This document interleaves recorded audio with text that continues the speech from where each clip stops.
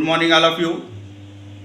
मैं Rajan Singh, science lecturer, SMM memorial college. जैसा कि कल मैंने फर्स्ट लेक्चर में सिलेबस के साथ साथ सेल की जानकारी दी थी, आज मैं सेल के स्ट्रक्चर के और उसकी थ्योरी के बारे में जानकारी देना चाहूँगा। तो सेल थ्योरी क्या कहती है? तो सेल थ्योरी ये किसके द्वारा दी गई थी? स्लाइडन एंड स्वान के द्वारा दी गई थी और उसमें कई पॉइंट रखे गए थे। तो फर्स्टली पॉइंट, सभी जीव जो होते हैं वो कोशिका से मिलकर बने होते हैं। और दूसरा पॉइंट, कोशिका जीवन की, जीवित जीव की संरचनात्मक व कार्यात्मक व आनुवांशिक इकाई होती है। तीसरा पॉइंट, सभी कोशिकाएं रासायनिक संगठन व उपापचयी एक्टिविटी में समान होती है। नेक्स्ट पॉइंट, हर एक नई कोशिका वो प्री एग्जिस्टिंग सेल से ओरिजिनेट होती है। ओमनी ई सेलुला जो वर्ड विर्चाओ के द्वारा दिया गया था। उसके बाद नेक्स्ट पॉइंट, जो जीवित जीव होते हैं उनमें जितनी भी जीवन की एक्टिविटी होती है, जो एक्टिविटी होती है वो इन्हीं सेल्स के इंटरेक्ट करने के कारण होती है। ये आपकी सेल थ्योरी। इसके बाद मैं आप लोगों को सेल वॉल के विषय में जानकारी देना चाहता हूँ, क्योंकि सेल के बारे में मैंने कल बता दिया था आप लोगों को कि सेल की खोज किसने की थी। तो मैक्सिमम सभी लोग जानते हैं कि रॉबर्ट हुक का नाम लेते हैं, रॉबर्ट हुक। और लेकिन वास्तव में इन्होंने कॉर्क के टुकड़े में इन्होंने कोशिका को ना देखकर कोशिका भित्ति को देखा था। इस तरह कोशिका भित्ति अगर हम लोग पढ़ें तो कोशिका भित्ति का डिस्कवरी का श्रेय इन्हीं को जाता है। किसको जाता है? रॉबर्ट हुक को जाता है। रॉबर्ट हुक ने इस सेल वॉल के जो स्ट्रक्चर के बारे में जानकारी दी। इन्होंने बताया कि ये सेल वॉल जो होती है वो थ्री लेयर से मिलकर बनी होती है, S1, S2, S3। Primary cell wall, secondary cell wall, tertiary cell wall, और बीच में मिडिल लेमेला होती है। ये मिडिल लेमेला जो होती है वो किससे? सीमेंटिक लेयर होती है, जो कैल्शियम और मैग्नीशियम पैक्टेट की बनी होती है, हार्ड होती है। एग्जाम्पल के बता देना चाहता हूँ। जैसे आप लोग जो कच्चा आम लेते हो ना, कच्चा आम कितना कठोर होता है, वो इसी सीमेंटिक लेयर होने के कारण होता है, कैल्शियम मैग्नीशियम पैक्टेट के कारण होता है। लेकिन जब ये डिजॉल्व हो जाता है, जब आम पक जाता है तो ये डिजॉल्व हो जाता है और वो सॉफ्ट हो जाता है। इसके बाद सेल वॉल के विषय में, ये किसकी बनी होती है? Cell wall is the made up of cellulose and cell wall is the main characteristic feature of the plant. The second part, उसके बाद से इसके नीचे जो लेयर होती है, अब उसके बारे में हम लोग को पढ़ना है। तो क्या पढ़ना है आप लोग बताएं? इसके नीचे कौन सी लेयर होती है? सेल मेम्ब्रेन होती है। अब सेल मेम्ब्रेन के बारे में मैं जानकारी देना चाहूँगा। सेल मेम्ब्रेन जो होती है वो सेलेक्टिव परमिएबल होती है और पतली होती है, प्रत्यास्थ होती है। और इसका अगर डिस्कवरी किसको जाता है? वो क्रैमर एंड नेजली को जाता है। स्ट्रक्चर में देखें तो सेल मेम्ब्रेन के स्ट्रक्चर में अगर देखा जाए तो इसमें कई सारे मॉडल दिए गए थे। तो पहला मॉडल था इसमें सैंडविच मॉडल, जो कि किसके द्वारा दिया गया था? डेविसन एंड डेनली के द्वारा दिया गया था। दूसरा मॉडल आता है यूनिट मेम्ब्रेन, और तीसरा मॉडल आता है आपका फ्लूइड मोजाइक मॉडल, तो सेंगर एंड निकोलस के द्वारा दिया गया था। तो पहला देख ले हम लोग, ये सैंडविच मॉडल है क्या? ट्राई लेमेलर मॉडल भी इसको बोलते हैं। इसमें मैं आपको बता देना चाहता हूँ सैंडविच नाम क्यों पड़ा है, क्योंकि सैंडविच आप लोगों ने देखा होगा, ब्रेड सभी लोग खाते होंगे। तो दो ब्रेड के बीच में आलू का मसाला वसाला भर भर के उसको बनाया जाता है, तो उसको सैंडविच कहा जाता है ना।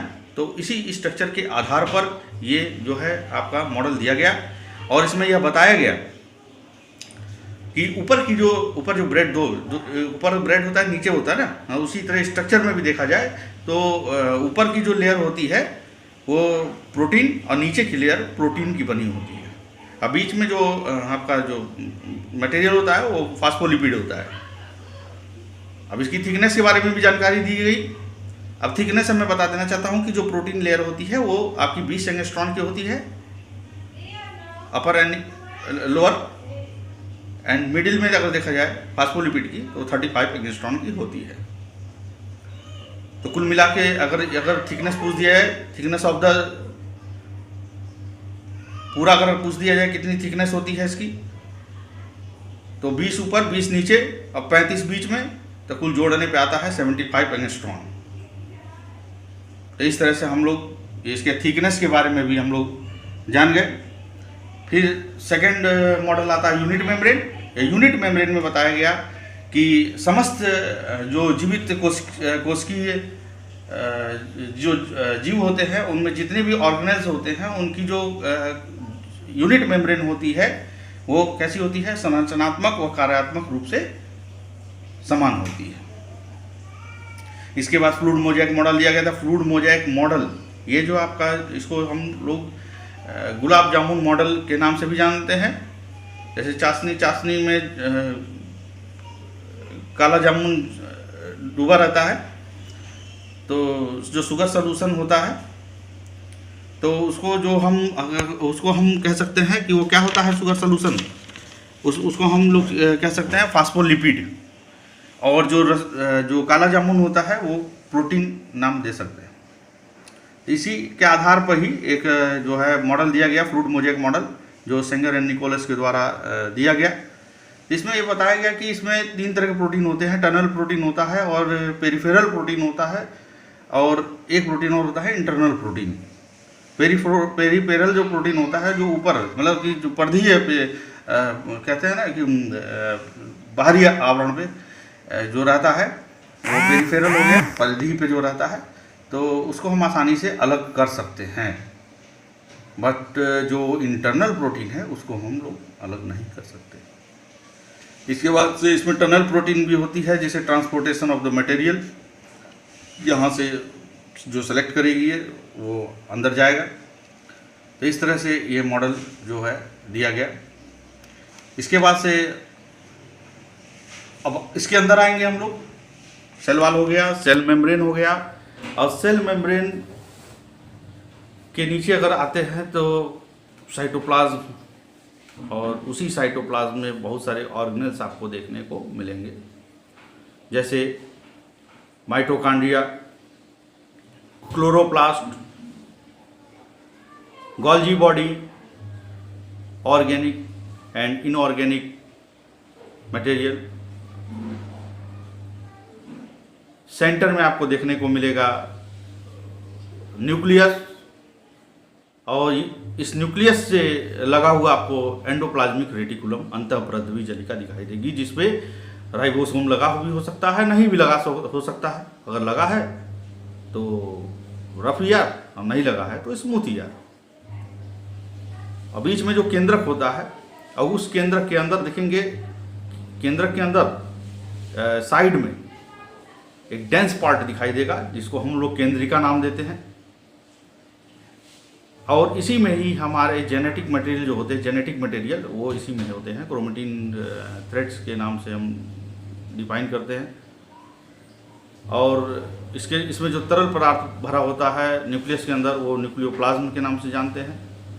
तो ये भी कह सकता हूँ उसकी डिस्कवरी किसने की थी, आप लोगों को शायद मालूम होगा। इसी जो न्यूक्लियस की डिस्कवरी रॉबर्ट ब्राउन ने की थी। तो इस तरह से हम लोग जो है आज जो है सेल थ्योरी के बारे में पढ़े, सेल वॉल के बारे में पढ़े, सेल मेम्ब्रेन के बारे में पढ़े। अब जो अगला जो नेक्स्ट लेक्चर आएगा वो आप लोग का सेल ऑर्गेनेल्स के बारे में आएगा। सेल ऑर्गेनेल्स में पढ़ने क्या क्या पढ़ना है हम लोगों को, सेल ऑर्गेनेल्स में हम लोग को mitochondria, chloroplast, endoplasmic reticulum, nucleus, Golgi body etcetera. अब न्यूक्लियस में पढ़ेंगे तो हम लोग डीएनए भी पढ़ेंगे, आरएनए भी पढ़ेंगे, डिफरेंसेस भी पढ़ेंगे। खोज किसने की थी डीएनए की? वाटसन एंड क्रिक ने, नोबेल प्राइज भी उनको मिला था। ये सब के बारे में धीरे धीरे जो है यूनिट हमारे आगे की ओर जो है धीरे धीरे हम लोग पढ़ते जाएंगे। आज के लिए बस इतना ही। नेक्स्ट वीडियो के लिए आप लोग इंतज़ार कीजिए। एक बार और कहना चाहूँगा कि जितना वीडियो देखिए,